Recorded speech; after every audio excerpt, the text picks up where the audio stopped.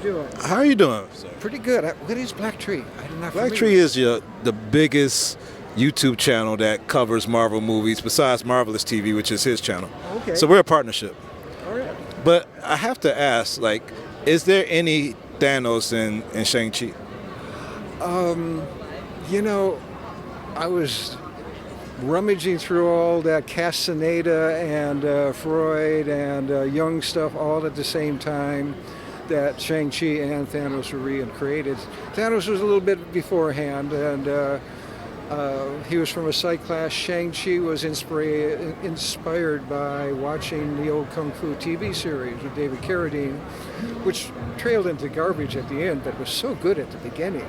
And so, you know, and Englehart and I, Steve Englehart, who's the co-creator on Shang-Chi, he and I were always talking about philosophical things, and Shang-Chi was probably the anti-Thanos, and the fact that he was more life-based, where Thanos is just the opposite. So what leads when you're creating these characters? Is it the writing, the philosophy, or the art? I mean, do you start with just drawing a character, or is it all about laying out the philosophy and everything else first? Well, Steve and I basically were on the same page as far as the philosophy before we ever started doing any visuals and that, and I was going along that path with Captain Marvel over at Marvel Comics at the same time. And so Shang-Chi is sort of an everyday version of what my Captain Marvel was in space. And so the visuals came afterwards. I worked out all the visuals with Stan Lee at the time. It was probably one of the last jobs he did up at the office before moving out here to California full time.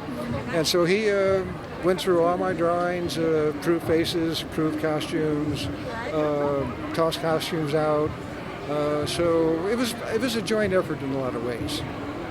And last question. I mean, we see all of these Marvel characters get in a different life, so to speak, on a streaming service. Do you think we'll see Thanos or Dax or any of these characters that you created get like a series on Disney Plus? Well, I'm lobbying heavily for Pip the Troll to get his own series on Disney Plus. I think it would be fun before they bring in Warlock into the canon here. And it would make sense to me, and I'd just love to see the funny stuff that he would pull off before he got serious in Warlock. Thanks for the time, and thanks for your creations. We've enjoyed them all over the years. Okay, well, my pleasure. Thanks for keeping me alive. It's a symbiotic relationship. You get entertained, I get to eat.